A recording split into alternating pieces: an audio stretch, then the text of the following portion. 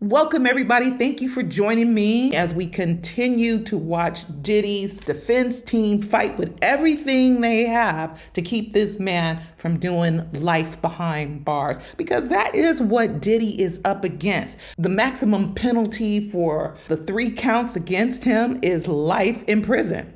I mean, now we're talking about 3 counts. They didn't even bring up battery, but the trafficking, the racketeering, they're coming at Diddy hard. They are throwing the book at Diddy. They throwing the whole legal library at Diddy. They want this man back. And for us at home, it's like looking like the prosecution's case is kind of on the weak side so far, because we can look at all the defendants that have taken the stand so far, including Cassie, and with all due respect, her mother, down to her best friend. You can argue and attack their testimony as the defense team. The battery, nobody can argue that Diddy has behaved in a very ill way with Cassie and other women. Cassie being compensated for pain and suffering, I'm all for it. I did a video about that, which he opened the floodgates. I knew the floodgates were open. I mean, we can look at Diddy and see that he is up to some sketchiness, some skankiness,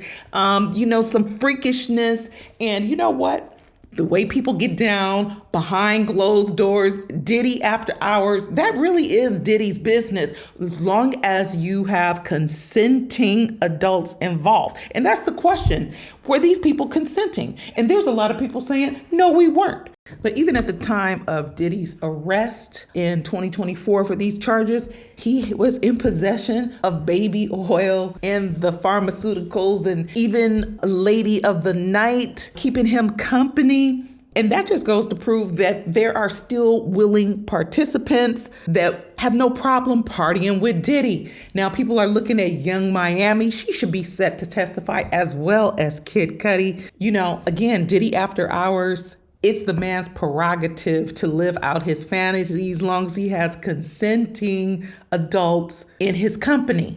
But over and over again during these testimonies, the narrative is more about assault and battery and abuse, domestic abuse, which I don't think anyone would even attempt to try to justify. Now, the prosecution's case during these proceedings is supposed to be about the trafficking and the racketeering.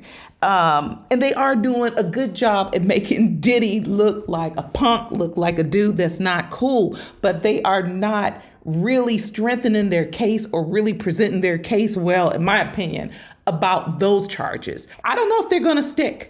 It looks like the prosecution is going for that long game. Diddy was a terror, that he was a violent dude, that he was an abusive dude. That point has been made. I don't think anybody's rocking with Diddy on those points. It's indefensible. He's apologized for it. He should continue to apologize for it because it's just indefensible. But the charges that are supposed to keep him in jail for life, they have not presented this case strong so far. I don't know if it's their strategy to roll everything out slow. Right now, it seems like it's easy for the defense to discredit the prosecution's witnesses so far, to punch holes in their statements, and to show that they're not credible witnesses, even speaking to the motive of them taking the stand. Everybody that's taken the stand so far on behalf of the prosecution, it's really easy for the defense to come at them,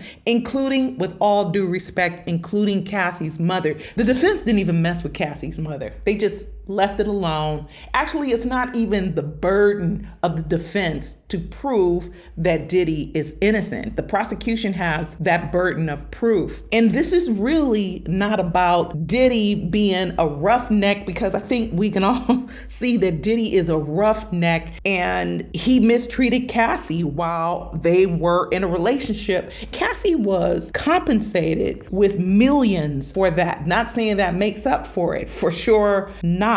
To me, just looking at it, it's like he snatched her youth, her potential as an artist. He violated the woman's life. She's fortunate in one sense that she was dealing with a dude that could cut a check. And maybe that's what made this all possible, that Diddy had the funds to even keep her around. Even though, I'm down with her being compensated for her pain and suffering, that's not to say that Cassie's innocent of making a decision to walk on the wild side. Because to me, you could just look at Diddy even way back then and see that something's going on with this dude that's unsavory, that he got something not cool going on. And she could have sidestepped all of that. Because Cassie actually had a man, Ryan Leslie, the producer that was responsible for her having the hit song in the charts in the first place. Diddy didn't create that hit, Ryan Leslie did. He was the mastermind, and he is a mastermind, brilliant all the way around. I did a video covering the subject of Ryan Leslie, his background. I will get more in depth about Ryan Leslie and how he was basically blackballed by many people's accounts, and strange things have happened to this man. But do check out my previous video. We all saw it play out in the world of entertainment when Diddy swept Cassie up into his orbit and basically kind of put her career on ice as far as her age and her potential and how hot Cassie's single was in the charts at that time. It's really kind of messed up. But I could see the attraction to Diddy's lifestyle. Cassie, man, she went with it. It really did cost Cassie a lot. But we're not talking about that. That civil case was settled in a day. With Diddy dropping those millions, we're talking about this trafficking. And so far, none of the defendants have held the prosecution. Okay. And it's interesting that Buzbee, Tony Buzbee, one of the attorneys, said this in a statement during a press conference in Houston. I would call it a class action lawsuit.